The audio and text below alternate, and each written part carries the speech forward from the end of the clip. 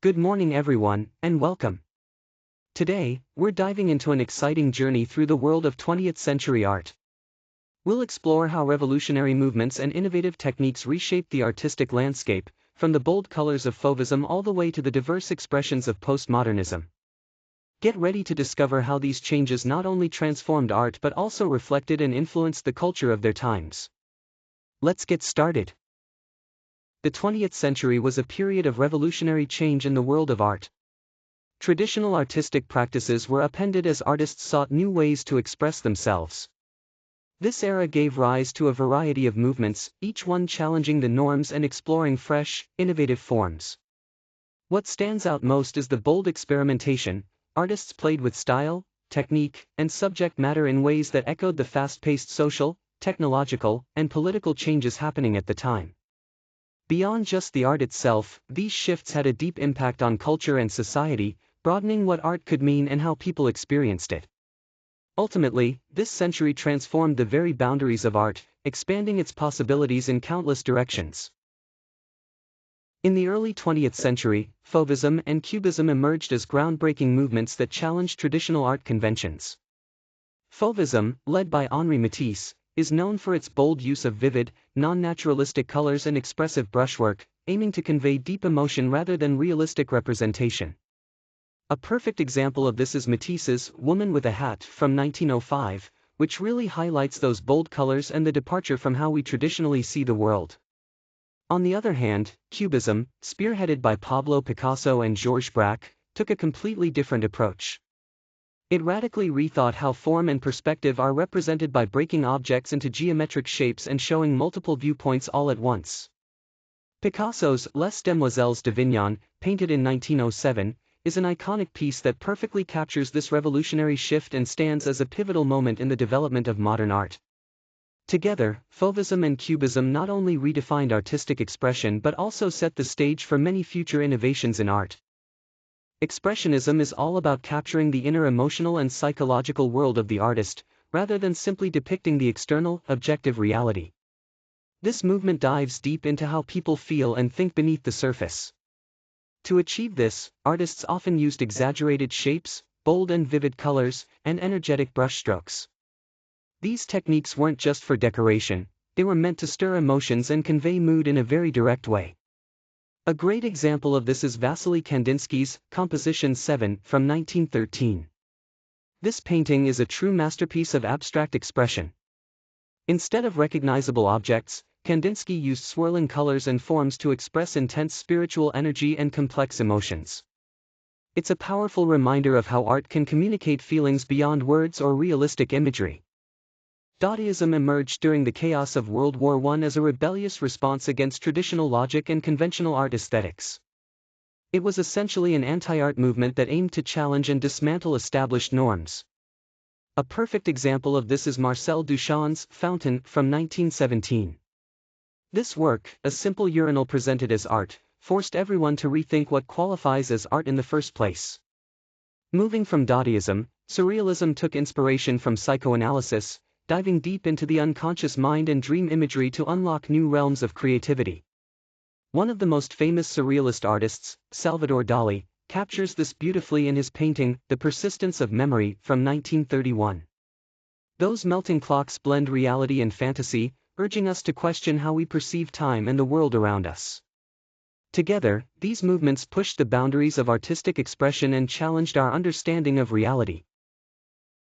After World War II, abstract expressionism took abstraction to new heights, using it as a powerful way for artists to express deeply personal and emotional experiences.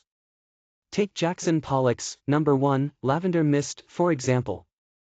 This piece is a perfect example of what's called action painting, where the act of creating, dripping and splattering paint, becomes just as important as the finished work itself.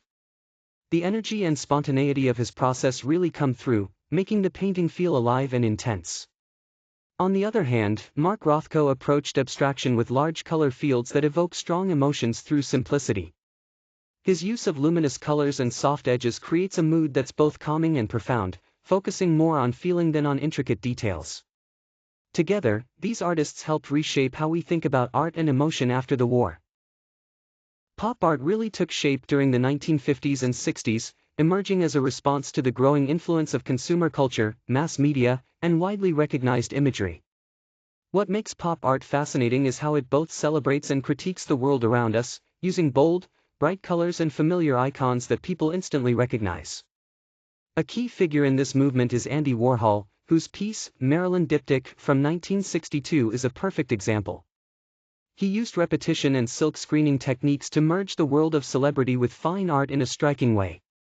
Warhol's work explores important themes like fame, the mass production of images, and the overwhelming presence of media in our lives. This dual approach forces us to think about how popular culture shapes our perceptions and values. Minimalism is all about reducing art to its bare essentials. It strips away anything unnecessary, focusing instead on simplicity, clean geometric shapes, and the use of industrial materials. The goal here isn't to express personal emotions or stories, but rather to bring attention to the object itself, the space around it, and how the viewer interacts with it. A great example of this is Donald Judd's work from 1969. His piece, often called Untitled, highlights minimalism perfectly with its precise lines and the way it plays with volume, surface, and spatial relationships. At its core, minimalism emphasizes clarity and simplicity, inviting us to appreciate pure form and material without distraction. With conceptual art, the focus moved away from just the physical object itself to the ideas and concepts that lie behind the artwork.